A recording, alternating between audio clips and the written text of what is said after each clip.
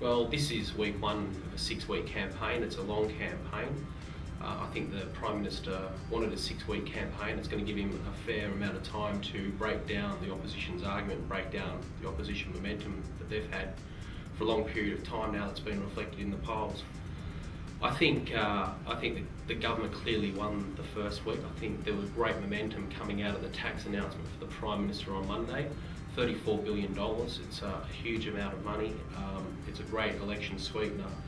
It wasn't without its criticism. I think there were some commentators, some economic commentators who were raising the issue about the potential for this to have an inflationary effect and may at some stage cause the Reserve Bank to intervene and attempt to slow the economy down through the increase in interest rates.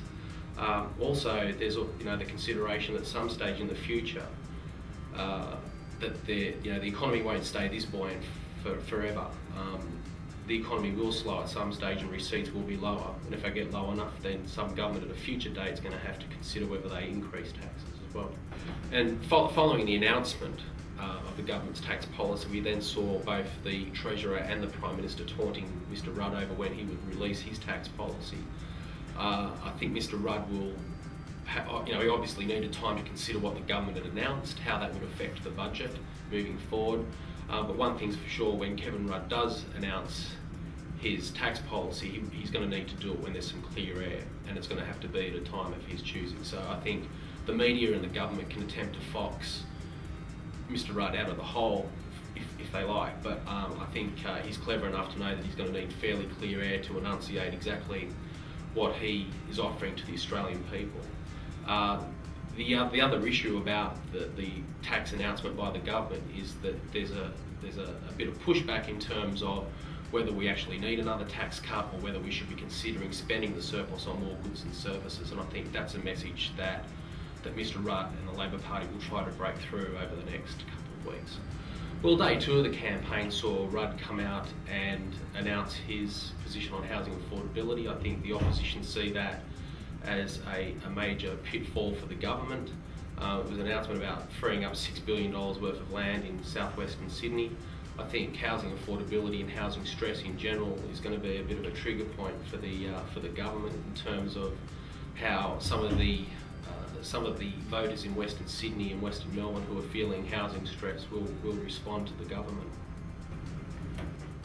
Mr Rudd accused the Prime Minister and the government of engaging in dirty tricks campaigns over and running a very negative campaign in regards to those ads. It got a lot of media attention, but then I think on Thursday the government highlighted the fact that the opposition themselves have been engaging in some dirty tricks campaigns in the seat of Wakefield, where there was a photo that was doctored of the Liberal candidate. The government will continue to highlight the issue of union officials in the opposition front bench. There's been a few incidents this week that the opposition would not have welcomed, mostly in Victoria.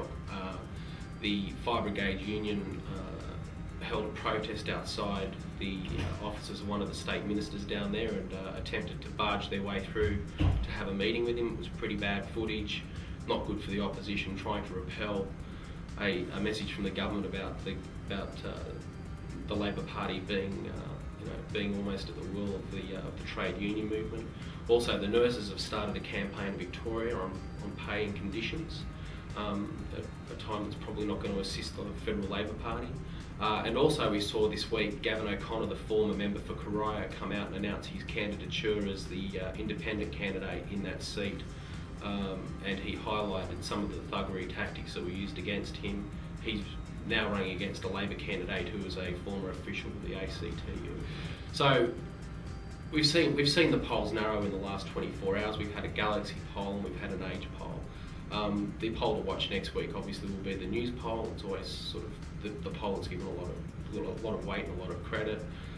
We've seen the opposition's position drop a couple of points. I think we'll continue to see it drop slightly as the weeks go ahead. As I said earlier, the Prime Minister's had a week where he's had great momentum out of the tax announcement.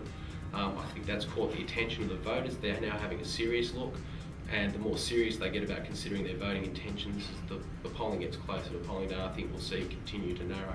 There was a lot of crackle this week around the debate. There always is during an election campaign. I'm not that sure that the voters out there are paying that much interest to the details about the debate. It happens every election.